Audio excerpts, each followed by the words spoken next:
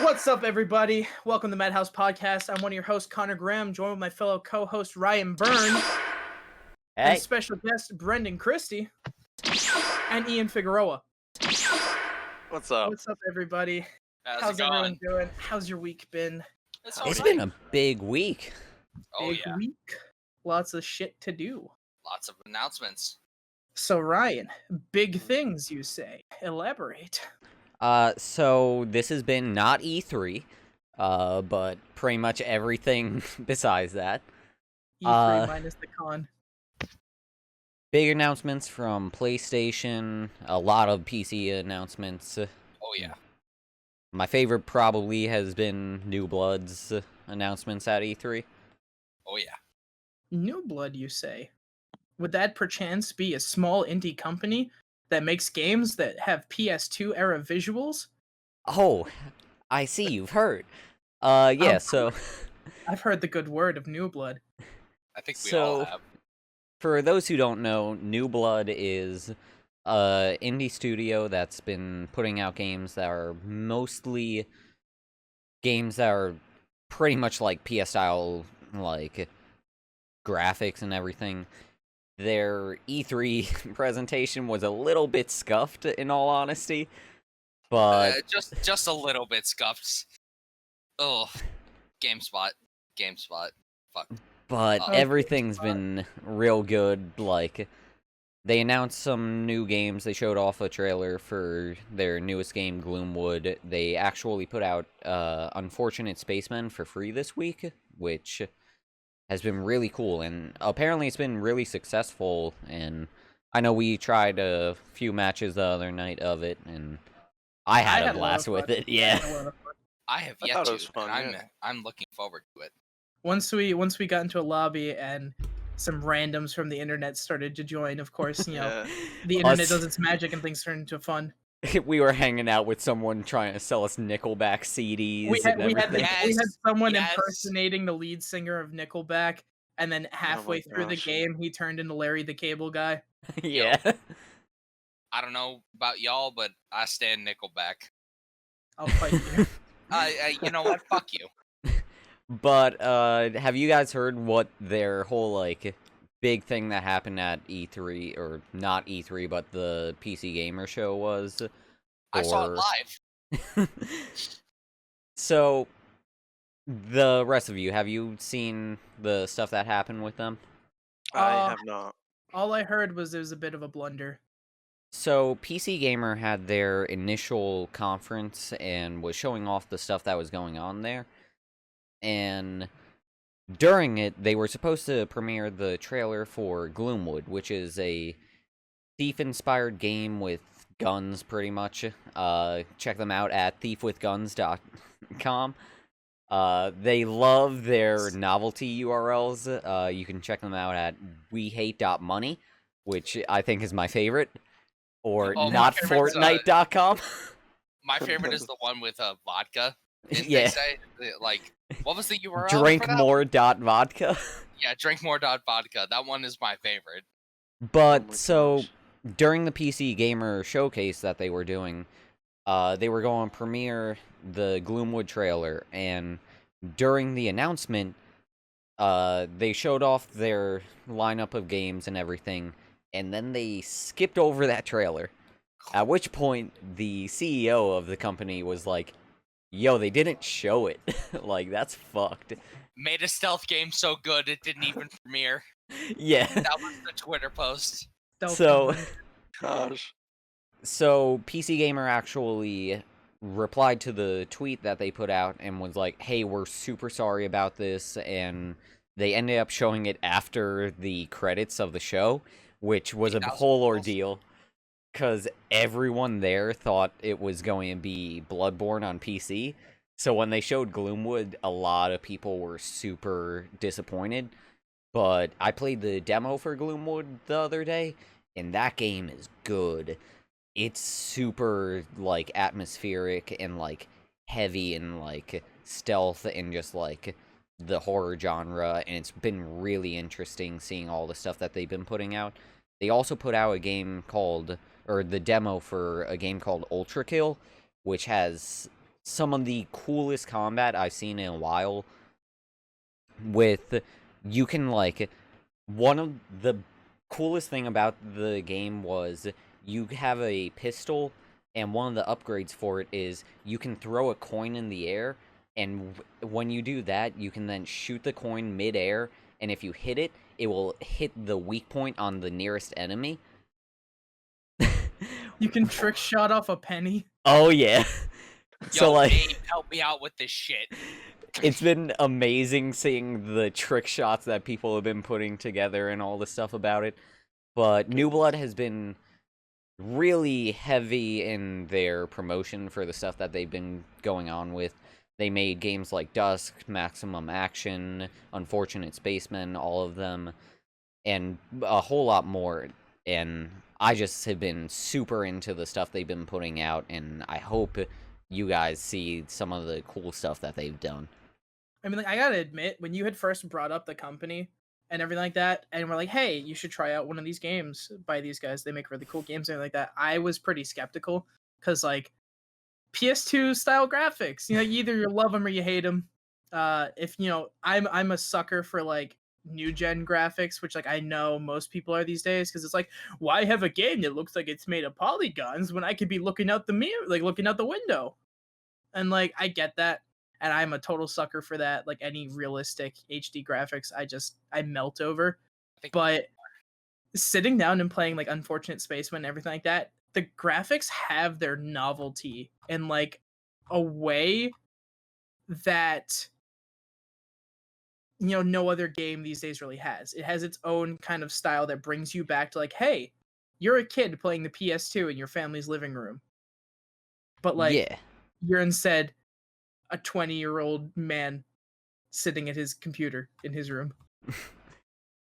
I honestly, I couldn't get over that novelty, and I'm still kind of hooked on it, and I want to play more and more New Blood games because of it, because they're bringing me back to that kind of point, but bringing new things to it that couldn't be done back then.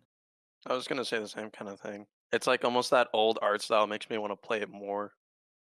It makes me feel like a game that I pretty much could have already played already. It's like instant familiarity, you know?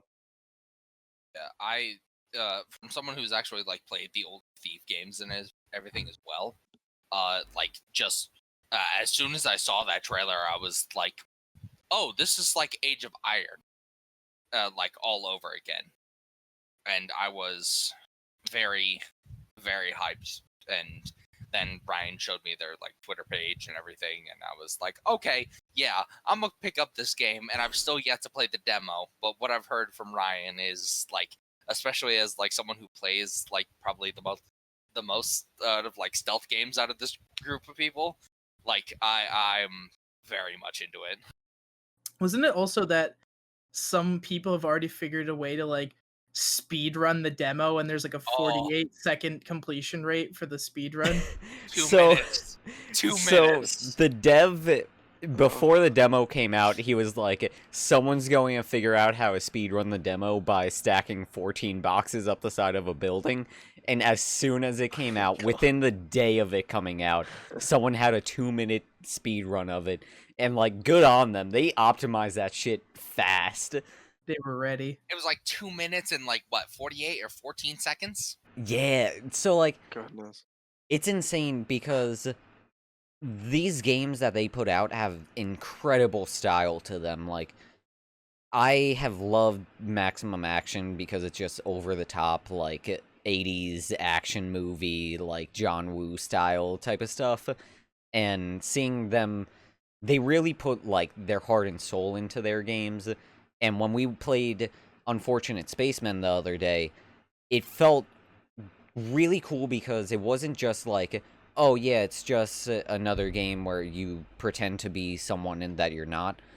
Instead, it's like they took the idea of like Trouble in Terrorist Town, the Gmod like game mode and actually fleshed it out into something more, where like you turn into a monster and you can become like there's a variety of monsters that you can be in it, and they all have unique abilities and everything, and it's just been really fun seeing their like growth as a company.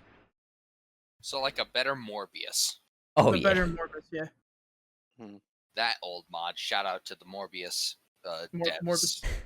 Morbus? Is it Morbus or Morbius? Pretty sure it's Morbus. I don't think there was an I. I don't remember. It's been a quite long while. time It's been a long time since we've done that. since we've dusted off the old Gmod. Oh man, low key, like some of those Gmod mods though, like those game modes were like fantastic. They were fun, man. But besides that, what have you guys been into, or what have you been hyped up about since the not E3 presentations have been showing? For me personally, I saw the original announcement trailer for like Ghostwire Tokyo, and that for me especially was very like close to home in terms of like the aesthetic and the style that I like, because it's very like, at least from what I'm getting, like supernatural neo-noir. Yeah. Because it's set in like modern day Tokyo, but you fight spirits and demons and yokai. And just the presentation, at least from the gameplay trailer that they have right now, is very reminiscent of like some of like the older like 90s anime that I remember watching. I completely am blanking on the name, but Yu Hakusho. no, Oh, kind of, such a good anime. kind of like Spirit Yu Yu Detective. Hakusho. But there was another one where they actually had like, if you'll see in the gameplay, like they actually have like a sort of hand wrap with like prayer beads around their Inuyasha. wrists. Yeah. No, The it was dude from another one. Inuyasha with the. It's similar to that, but there was also, I'm completely blanking on the name, even though I've watched all of Oh, it. looks like you showed up to the party with no snacks. Exactly, that's exactly what happened. But I swear, like if I can find it, I'll like have it like linked in the comments, because Yeah, if you remember it, we'll have Ryan edit the name in right here. It'll be a voice clip of you saying it right now. Yeah. But if you didn't remember it, that's gonna comments. That's gonna be straight in the description. It's just gonna be a goose honk. Yeah, it's gonna be a goose honk, but I'll remember it later. But anyway, the whole style of it, especially with like stuff like, there's a tabletop game that I've supported that's very similar to it, of where it's like modern day but with like supernatural elements and like hunting ghosts, yokai, demons, and all this stuff. Is like, especially just to me, like very close to my heart in terms of like what I like to see, because mixing fantasy with reality is just very much my sort of niche. So seeing someone just like slap around demons with karate chops and shit and magic, it is just like, yes. And then call a cab and go get some noodles at a ramen bar. Exactly. But I don't think they've seen anything like that. At least, like, that just reminds me of Yakuza. Yakuza is like nothing as crazy as that, but at least in terms of like the dark, atmospheric, like, hey, there are demons like lurking around every corner, and you have to go into this like spirit realm to like kick their asses, is like, just from what I've seen, I'm very, very excited to be able to see like what else they bring to this table of like, oh hey, modern day Tokyo, but with demons that you get to bitch slap the shit out of. It's cool. They have like magical abilities and stuff. I think my favorite scene from their trailer was the character just riding on a motorcycle and someone flying towards them and grabbing them out of the air and sliding them onto it. Was just amazing. My other favorite one was the one where they're standing at like the Taiko gate and all you see is just like the infinite reflections of them. That I was like, oh yeah, that's what I love seeing. Low-key because I'm a weeb, but like no, it's just I love Japanese culture, especially being like, finding out like, oh hey, I'm Japanese myself. Let's dive entirely in. Hell yeah. I'm 0.5% Japanese. I can move to Japan now. Actually, yeah, I'm a quarter Japanese. Get your percentages right. I can live in Japan. Yeah, ohayo gozaimasu. Sorry, that was. I don't need the subtitles on my anime. Oh, I'm sorry to any Japanese viewers. That's real bad. But Yeah, Ghostwire Tokyo looks amazing. Oh, I'm so hyped. But also, speaking about slapping the shit out of demons and magical creatures, Resident Evil 8 has no zombies. Oh Dude, my that god. was What insane. the fuck? Like, talk about like a complete 180. Like, oh yeah, Resident Evil game, zombies and like other infected. Nah, we're going like werewolves and witches. This is full like Van Helsing. It's so Leon, cast the spell to defeat the witch! it Oh shit. I think that Oh, was I think it was just like complete 180. No one expected them to just be like, yeah, we're not zombies anymore. We're going for like a whole nother aesthetic of it. I feel like the furthest they've diverted from like zombies and everything would be like RE like 4 or 5 with like the Las Huertas. Yeah. No, that's a wine. Las That's a Pagas. wine. Yeah, I was about to say Las Huertas is a wine out of Argentina. I've been Marcus, I work at a liquor store. Look at me. I know alcohol. What wine would you like with this cheese? Let me tell you. Would you like wine with your zombies? yeah, that's.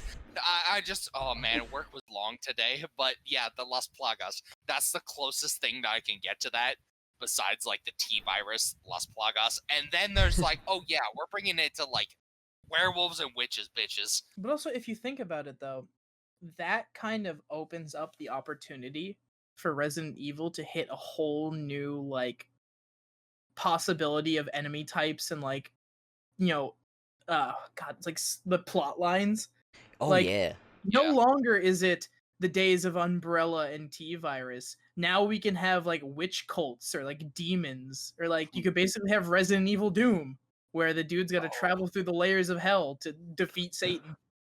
Oh It's yes. really cool hearing the like just not even hearing but like coming up with ideas on the different things that they can do with this. Like the ideas of witches and werewolves is wholly unique to this game, and it's really interesting thinking like, oh yeah, you could have like a whole cult of witches that you have to take out or something during the gameplay of it.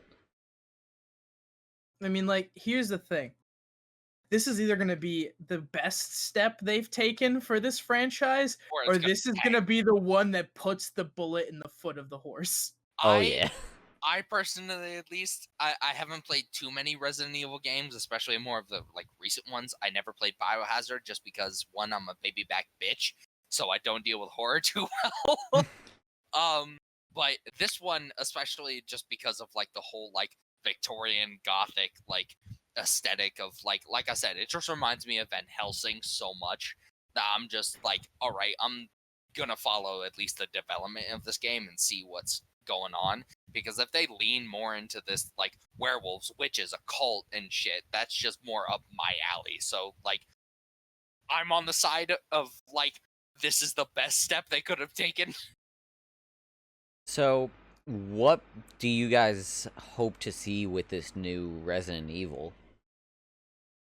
I mean, given how the RE3 remake was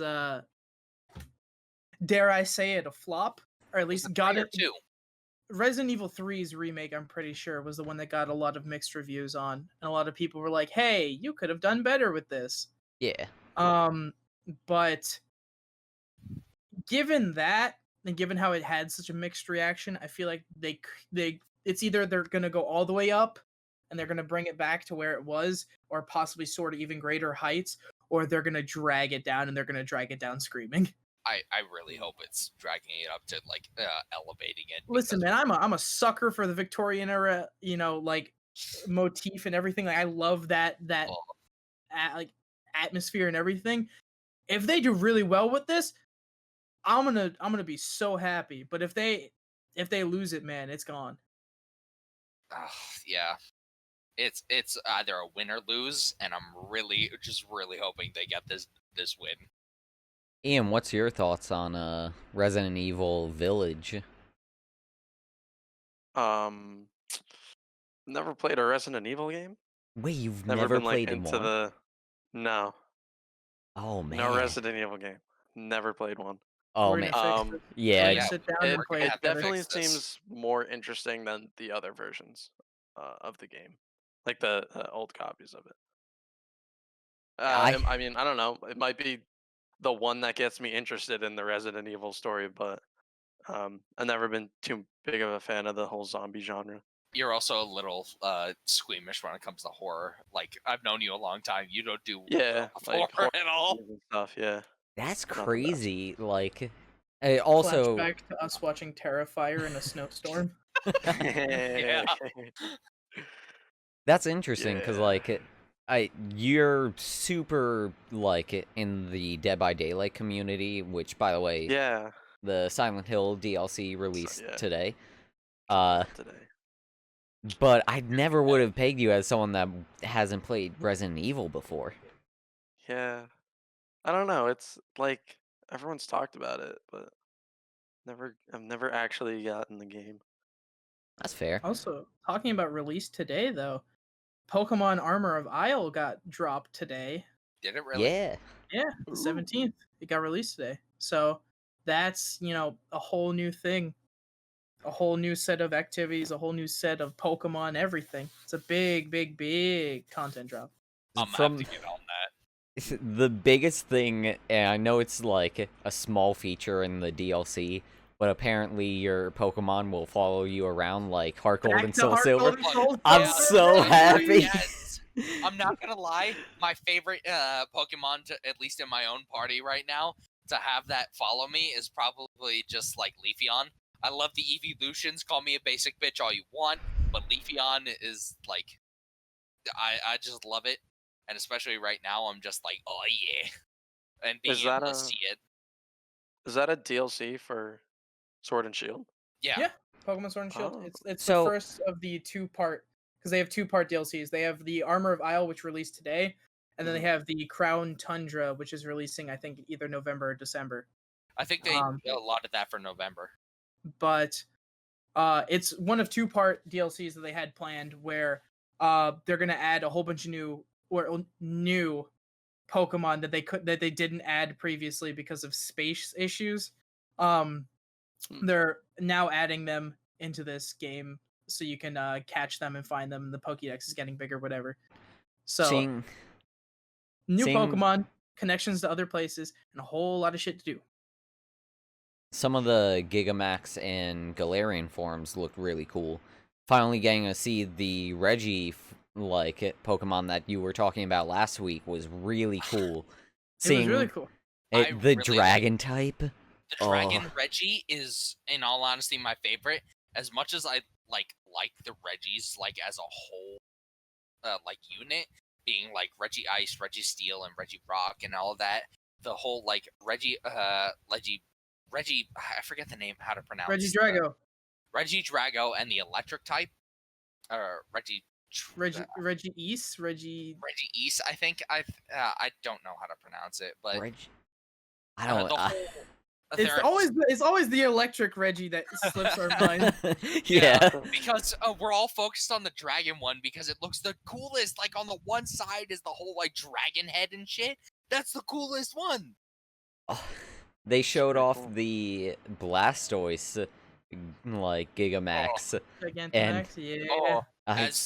Hold on. As someone who stands Squirtle, just like having a whole ass fortress on your back with water cannons, like that is just my dream for the Gigamax. The flavor text they gave for that form is incredible too, because I haven't heard that. it says of the 48 cannons mounted on its back, they can all move and fire individually. Oh my Oh god. my lord! Imagine So- actually seeing like a Gigamax, A Blastoise giant just, like, fucking turtle oh, with 48 cannons of various sizes. of various sizes and like of different size as well, because you've got the big ones, the smaller ones, and then the smallest ones. But even still, it's just like, oh god, that's a big turtle. Also, one of the biggest announcements from this has been the PS5. They finally showed off the console, and it's had Oh a god, the memes. interesting response. The Heck memes. yeah. Hold on, I saw one where it was like a humanoid version of like the Xbox like berating it, and then the PS5 is like, nah, puts on a trench coat and then just pops the collar is just like pops collars are the next big thing, and I'm just like, oh god, it does look like it looks like an edgy teen with like a big trench coat and popped collars. I'm just like, oh no. Like the specs of the actual console itself, fantastic, but the look of it is just like you could have done so much better. I believe also these next gen consoles are the first consoles to have SSDs inside of them, Yeah. Yes. which Yes. is holy shit, boys. PC might actually have competition for once. For It's once. intense. Yeah. Because I'm pretty sure we've all got SSDs in our computers at least. Yeah. I mean, you need an SSD in order for your system to run. Yeah, but like at least higher end SSDs that we've got, and just seeing all the specs that I'm pretty sure all of us have at least considered buying a new gen console just for the fact of like one, exclusives that we talked about last week, Mhm. and two, the like loading times and the SSD and just the power itself of these consoles. Like The Okay. fact that games might not even have to have loading screens anymore on console because That's the insane. console will be able to preload and pre-generate that other area that you're running to. The fact that if you played for say like Warzone on it or something like that, it would generate the whole map so you wouldn't have to worry about lag or anything like that, period. It would make everything so fast.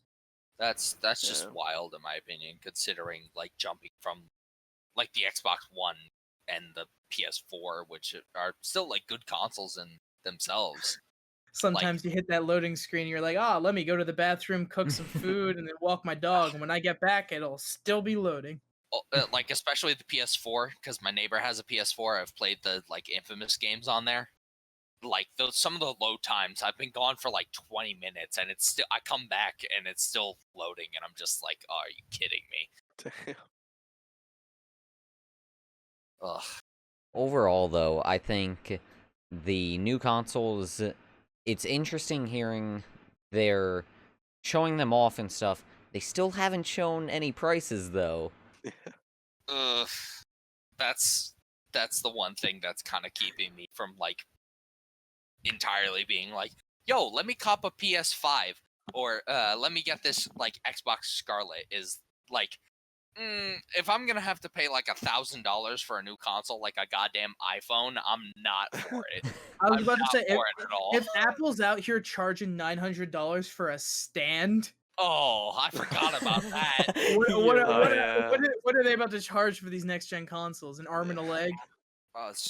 You know what? Maybe it's worth it. It's definitely not, but The one interesting thing about the PS5 launch event, which I was super surprised and excited to see a new Ratchet and Clank game get announced, but the idea that they're selling one as a base model without a hard drive, so it's just going, or without a disk drive, sorry about that. So there's a possibility that someone could buy it and just not have to purchase a physical game at all at this point, and I don't think many consoles have done that before. I think Xbox did it with their Xbox One once before, but I haven't heard of that. But that's definitely something interesting, because when it comes to like consoles, at least we've all at least had like a console of either it being like Switch, Xbox at one point, or whatever. Like I know, GameCube. yeah, GameCube Yeah. even. Like Ian had a PS4, and I'm pretty sure still has it, or at least his family does. But like just the like at least novelty of owning that like physical copy is something a little bit different. But switching to like an entirely digital format is strange, especially for consoles. It's Yeah. really funny too because it ties back to I think one of the really earlier episodes of the podcast where we Yeah, talked about physical versus digital and if Yeah. digital's going to take over. And Yeah. I guess This digital's is the starting to step. make For a some take. people, it 100% will. Yeah. I think it's really weird that a console would promote that over physical copies.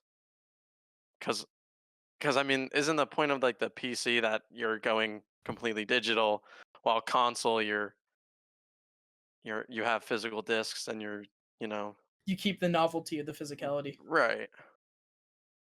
Strange. But I mean, appropriate for what's going on now at least. I mean, hey, you know what they say? Imitation is the highest form of flattery, and the next gen consoles are trying to make that PC look Yeah, real quick. They really they're are. catching up. They're introducing SSDs into consoles, and now it's like PS5 at least. We haven't heard Unreal anything. 5 demo. Yeah, Unreal 5. Oh, Oh. They're trying to become the PC that they've been trying to beat for a while. that demo sold me Yeah. on the idea of PS5 actually holding like competition to PC gaming at the moment. That demo, honestly, because that was just the test build of the PS5 at the time. Like, the fact that it can run games like that, it might actually be a PC killer. Because Oh, yeah. unless you're willing to spend like thousands on graphics cards and processors and everything just to get the highest quality performance you can, instead of going out of your way and spending insert amount of money here for the next gen console,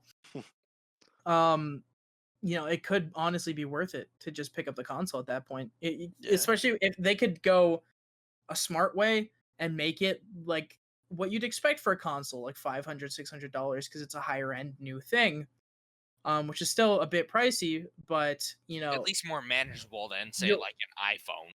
yeah, an iPhone or building a computer for 2K, or like go and constantly having to upgrade the computer because they're constantly upping graphics, and suddenly your graphics card that you bought a year ago isn't exactly keeping up anymore. Mm. So that's another $1,000 or $800 or whatever it is for the graphics card. Yeah.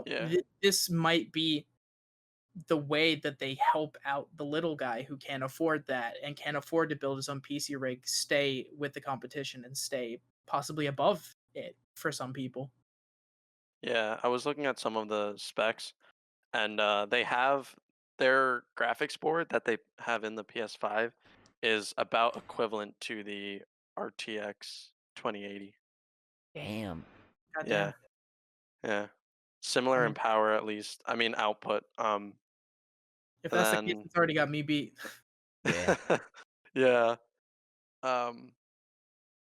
And then they also have an 8-core processor. It's an AMD chip, so it might be like decent quality. I'm not sure.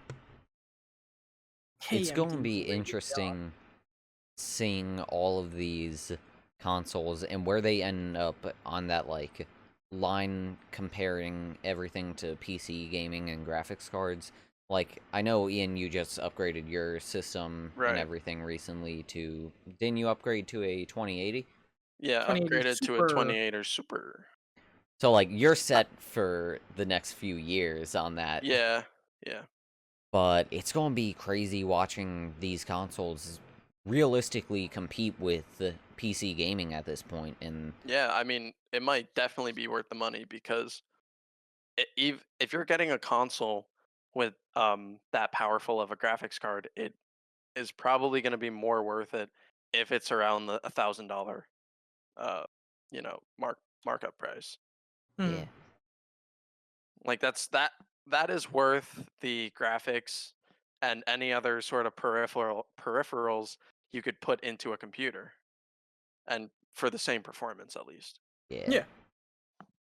Which is crazy to think about, that you don't have to build the rig, you don't have to go out and Yeah. get the parts, you don't have to spend money upgrading it and getting peripherals or whatever, or like, hey, oh no, I broke my mouse, I have to go get another one. It's, oh shit, dude, here's my PS5 that I bought for an amount of money probably comparable to a low end gaming rig PC. Yeah. Let me just hang out and play this right out of the box. yeah.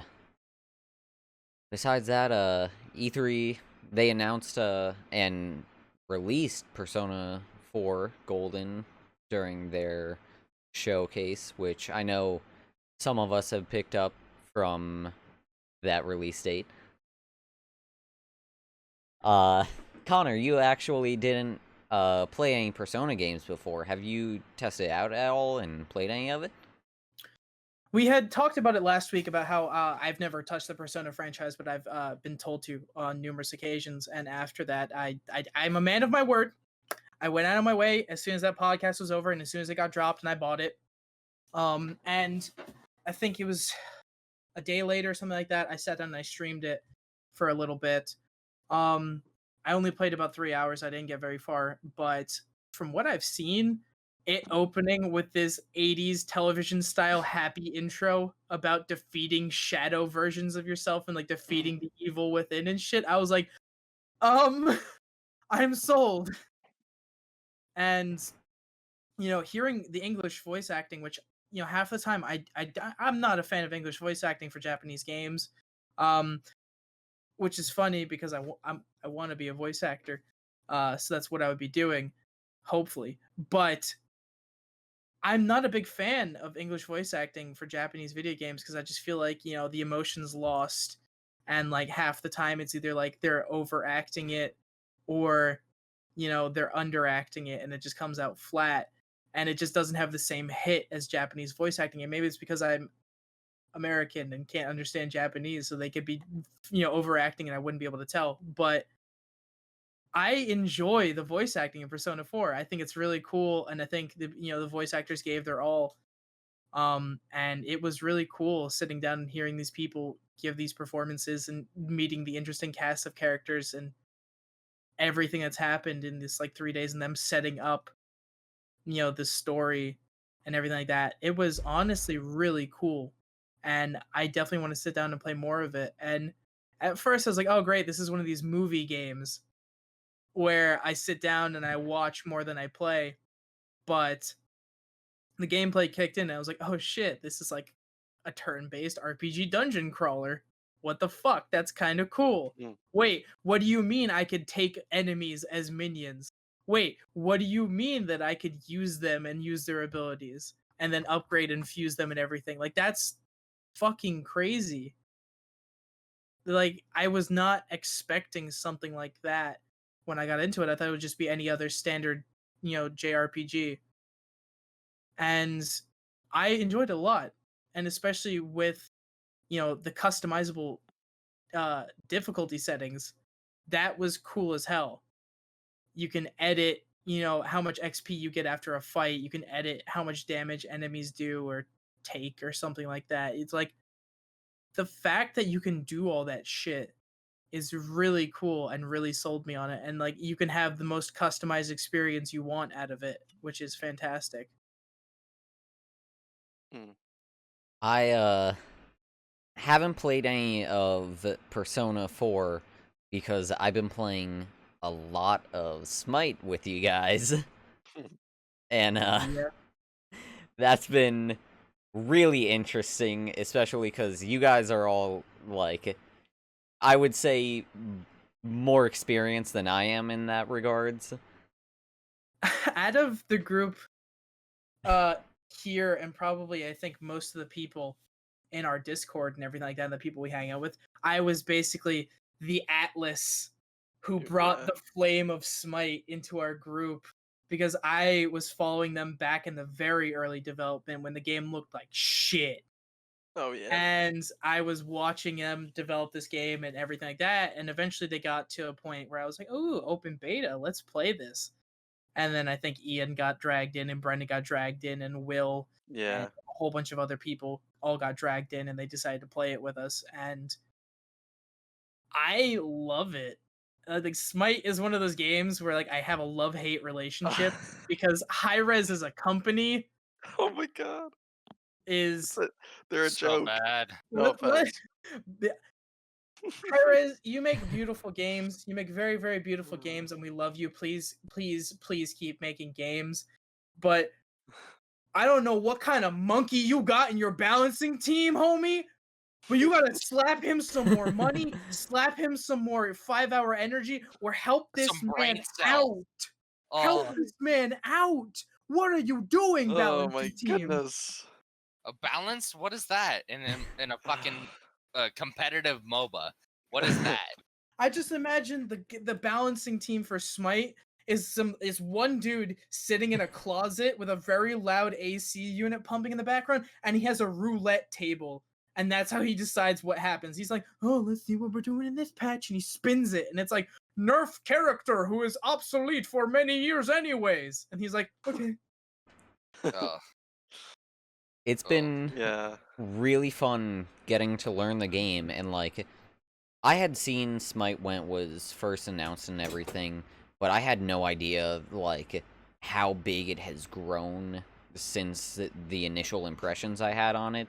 And you guys have introduced me to it, and it's way better than I expected. This is coming from like I only played League of Legends for like the longest time. I was there during like the start of it and everything. I have a collector's edition somewhere, but like uh, Smite feels really different, and it's a breath of fresh air in the genre, really, that I'd never paid attention to, and I feel bad because it is really good. And like the idea of a actual third person MOBA is just amazing. I remember when we had started playing like a week or two ago or something like that, you were like, I don't know, guys. I'd played this game before and it was kind of trash. I didn't have fun with it. And then you sat down and you played that first match with us and you were like, oh shit, okay, I'm sold. I Yeah, admit I was yeah. wrong. you hopped on Guan Yu, and it was just like, oh, this You game get is on fun with friends. you get on that horse and you start swinging the Guandao and suddenly you're having fun. And oh man, especially man. jumping back from like League to Smite, and at least my own uh like experience with it, it's just like Smite was I started off with League in like season 2 or season 3, quit for a couple of years and started playing Smite with you guys. Got back into League after we quit Smite after like high school and everything, because we were like, this game is kind of boring now. And now we're getting back into it, and it's just kind of like reinvigorating the fact that like, oh yeah, we used to have like a lot of fun with this game, and the fact that like we were like pretty decent at it too, at least from Yeah. like our Yeah. recent match yeah. history. Our synergy Going, is incredible. oh yeah, coming Oh back my into it, it's gosh. just like, oh wait, yeah, we remember how to play as a team. Yeah. And it's funny too because Half the I time had it's like no communication too. We're oh just yeah, like we don't even have to talk. No. yeah. We And can it's be it's funny too bullshitting. because I had the opposite situation of Brendan where I started with Smite. That was the first MOBA I played, other than like Oh. bullshitting around in Dota 2 back in the day. But I had no idea what I was doing, and I only played against bots, so like I don't really count that. Um, Yeah. but Smite was the first MOBA I played, the first one, and I remember it got to the point where the balancing was so shit that I was like, all right, I'm out, and I quit the game, and I literally just left cold turkey. And I make it sound like an addiction because it is. But Little bit. then I met you, Ryan, and I met Owen and everyone like that, and you guys were like, "Hey, play League of Legends with us," and I was like, "Yeah, okay, I can do that." And I started playing League, and I got really into that. But I don't know, I love the game, but it just didn't have that hook. It just felt slow, and it felt like not as intense. And like even the big team fights, you were like, "Ah, yes, team fight.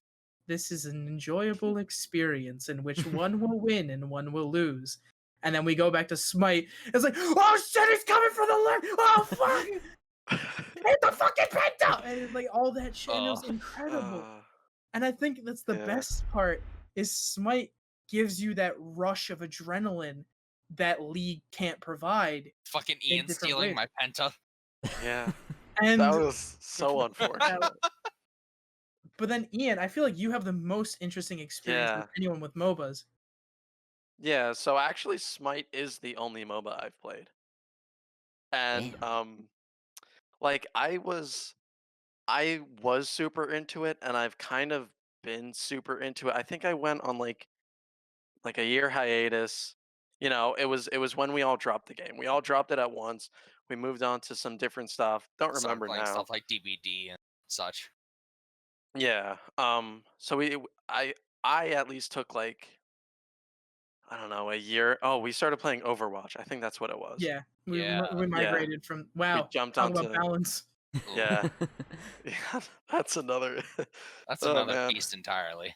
Uh, yeah, so we got on Overwatch and we played that for a while. We all took pretty much a year off. I started playing it once in a while, and I would join this one other friend that we all have. Um, I don't know if I should put names, but I'm not going to. So I started playing with this one other friend, and we did that for a couple months, and then I kind of stopped, and then I would jump on for like a week here and there. And I remember during this time, y'all were like, "Damn, you still playing Smite?" And and now just coming back to it with all of us, and like, if it feels almost brand new in a way, because like I know there were a lot of horrible issues going on with balancing and um Oh, everything related to that. CC, the crowd control was like ridiculously overpowered, and they actually tuned a lot of that down. But anyway, it was really rocky. But right now, playing it back again, it just feels like it's in such a better place. it Oh, feels yeah. good. And yeah, really, I will say though, it's definitely a smaller community now. There's less people playing it than before. But like, it's still surprising that it's such a good game. Still a strong community too, Yeah, regardless of like the yeah, size. that's true. It's surprising hearing that Smite's the only MOBA you've played before, because your gameplay in Smite, I feel like if you ever went to another MOBA, you would do like really well. You understand how team fights work. You understand like Yeah, getting CS and everything to an extent that like a lot of players just do not understand. To thanks. give a little Yeah, explanation, Ian is basically our de facto leader when it comes to Smite. And whether or not Yeah. anyone wants to admit that, it's kind of the truth. Oh no, Because he is. Oh, yeah. He's Is the it best really? out of all of us. no matter what That's so happens, funny. team fights or anything, Ian, you don't even notice it. But all of us ask you what to do all the time. Really? Like, Oh my god. we'll load into a joust match and we'll be like, Ian, which camp should we start? Should we go get this? Should we go get that? And it's like I'm not Yeah. asking the team when I say, hey, should we kill BDK? It's, hey, Ian, should we go kill BDK? I So like. funny. Oh, I Ian don't even know. plays- I've never even noticed it. I've always just, I know that occasionally I'll be like, yo, let's get this buff or whatever. Like, oh, let's get yellow. What's up? Or whatever. I'll drag someone with me to take blue for Brendan and Lane or whatever. But like, that's like some sort of thing I don't even realize I'm doing. But Yeah. like, you have the oh skills man. and qualifications of a leader, and we all use that. And it's I funny feel because like you play with the headspace and like the skill level of a competitive player. You have the mindset of, all right, here's buff management. These are the timers on the buffs. This is when this Mm, camp's going to be up. This is what we should do for lane pressure. This is what we should do to pressure the team into playing yeah. defensive. This is how we can't counter people who are pushing us into a corner. This is who we should focus in team fights. This is who we should avoid. What items we should get. What build should we take? Like, It's you true. have all that knowledge in So your head crazy. Man. They do on like that. demand. Like, the rest of us have to sit there and be like, oh shit, what should I build? And Ian will always just Yeah, randomly be like, yo, you should build this. yeah. I know that I'm really good at counterplay. I'll always be like, oh, Connor, pick up this. Yo, Brendan, you might want to get this in your build or whatever. And yeah, that's I can't ask interesting. for a better group of people to learn the game playing with, because you guys have just been like, I'll ask questions being like, yo, whose ability is that, where it's like, oh, yo, there's a dragon just showing up out of nowhere, and I'm just Oh, like, yeah. okay, that's cool. And like, it's really cool seeing, it feels really nice to just learn another game like that, and seeing like how you guys understand the little mechanics in it that I haven't understood how it works yet. And like, you guys know what to do in these situations. Like, I can be like, oh, what should I build here? And understanding, like, coming off of like auto buy and stuff and trying to improve from that. And like, it's just been really cool. You guys completely turned around my opinion on the game 100%. welcome. Welcome to the community, son. Yeah. Get ready to spend $60 on in-game currency. I see a Herc main in the future. Also, Cthulhu released on Smite just Oh, yeah. recently, so we've all been seeing a lot of that in each of the matches we've been playing. A brand new pantheon. It's- Can't wait for them to add one more god and then forget about it. Yes. Oh god, Of it's course. and the thing is, we've seen Cthulhu's that are like top tier or like, yo, how did you like play this character this well? This character just came out. How do you already have everything like perfectly mastered? And then you have ones that are essentially just eating glue. Like, all right, I'm gonna use this skill now, and we all look at them like, "What are Bro, you doing?" really? Oh, you mean our teammate Cthulhu? Every game we've ever played with the teammate Cthulhu? It's Yeah. always just them Feels just bad. licking windows. I'm looking just at like... you, Matt. Yeah, I remember. I remember Matt. Oh, Oh god, he was so bad. That's literally just the in-game username was like Matt and a bunch of numbers. I remember you. It was like Matt3267 or something like that. Matt3267, if you watch this podcast, never play Cthulhu again. He's not for you. oh, that's so funny. Yeah, that used to always happen. I remember playing Ratatasker. I sucked with him, but I tried my best. and it was Rats, we are the horrible. rats. Yeah. But Smite has just been like, it's interesting seeing, because coming from someone who has only played like traditional MOBAs of like League of Legends, like Dota, stuff like that, it's really different where like I didn't expect to have this level of play in something like Smite with it being third person. It's still weird to me that I can't look down, which is just like... You can't look down, but you can jump. Exactly. You can jump and look up. It's like, huh? But It's not even you can look up. You get a 45-degree angle. That's it. Your guy can go like... their necks just don't go any higher. It's just, you know, genetics. They didn't animate it that far. But Smite has really been a surprise to me in seeing the complexity and the skill ceiling in the game has been surprising. Seeing people that are like able to build different items, and I didn't expect Smite to have as in-depth of items as, and I would equate it to League, where like you can build a whole completely different build and be like, okay, I'm going to play my character as a bruiser this time instead of like a tank, and it's really cool seeing that in something like Smite. Mhm. Being able to just either go like, especially in your case, Ryan, just like full damage, to either being like, oh hey, yeah, I don't like damage. I don't like dying. Here, let me just never die. And then there's my case, at least, full glass cannon of like, sure, you could kill me, but you could also, I could also kill you in like 3 seconds. Yeah. Of which Smite- we've all seen. Smite is just that game where it feels similar enough to the MOBAs that we've all played or seen before, but different enough that it pulls you in ways you wouldn't expect. Like, you're caught up in the action of the fights. You are like, you feel like you're in legitimate danger when you're head to head with a team of 5 and you're just a melee combatant in the middle of the field, like throwing shoulders and haymakers. And when it's in comparison of League of Legends, where it's top down and your little dude's running and you're just spamming right click and you're like, oh god, oh no, they're ulting.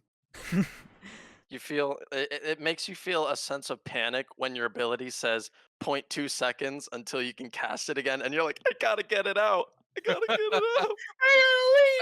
That third person perspective definitely puts you in that more mindset of like, oh fuck, this is actually me, or like I'm actually doing this, of where like, oh shit, if I don't hit my stun or if I don't hit this knockup, like this entire team fight is absolutely screwed.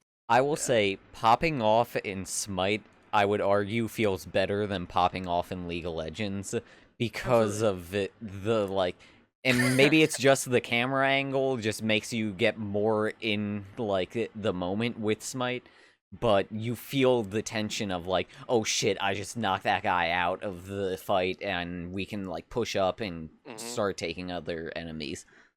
I'd also say it's probably as well from that the fact that auto attacks aren't guaranteed hits. It's like you actually got to spin and aim. So it's not like I'm gonna get this penta. Let me right click this person right now. It's oh shit, dude, I'm swinging. I'm swinging. You can miss like 4 or 5 shots and be like, okay, well now I'm too far away from this person. I have to walk to catch up, and then you gotta hit your shots again. Like, it's that pressure. all that pressure of just like actually being in that view space, at least, of like, oh hey, yeah, I hit like 2 autos, and now they're out of range, and I either got to use my movement, like dash or whatever, and it's just Jesus Christ.